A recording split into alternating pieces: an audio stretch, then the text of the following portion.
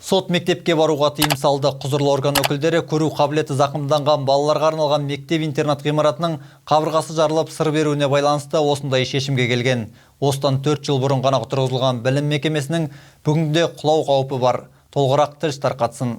Қарағандыдағы көру қабілеті зақымданған балаларға арналған жаңа мектеп оқушылар мен педагогтар үшін қауіпті болды. Ғимарат қабырғасына сат түсіп, тіпті төбесін жапқан бетондардың аралары ашылып кеткен. Бұл ғимарат 4 жыл бұрын ғана салынған болатын. Бұған бюджеттен 1,5 миллиард қаржы жұмсалған. Нысанды толық тексеру барысында қабырғалары, төбесі, шатыры барлығы дерлік тексерілген. Соңында сот шешімі бойынша төтенше жағдайды болдырмау үшін мектеп-интернат жұмысын тоқтатқан.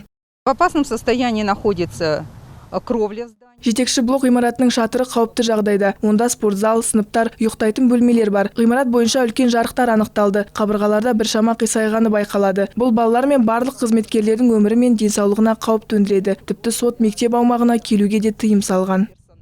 Мердігердің тегін жөндеу жүргізетін кепілдік мерзімі 3 жыл. Ол мерзім аяқталды. Бірақ құрылысшылар қаржылық жауапкершілікке тартылады деп атап өтті білім басқармасы. Осы уақытта мектеп басшылығы шұғыл түрде 100 оқушы мен 113 мұғалімге арналған жаңа ғимарат іздеуде. Балалар сыныптарға күрделі жөндеуден кейін ғана оралады.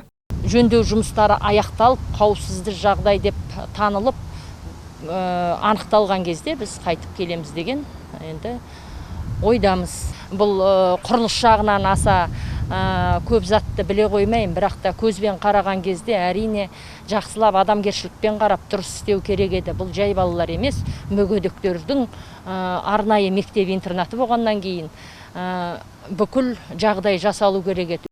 Ақнұр Мырзатаева, Наталья Заяц, 5-ші арна.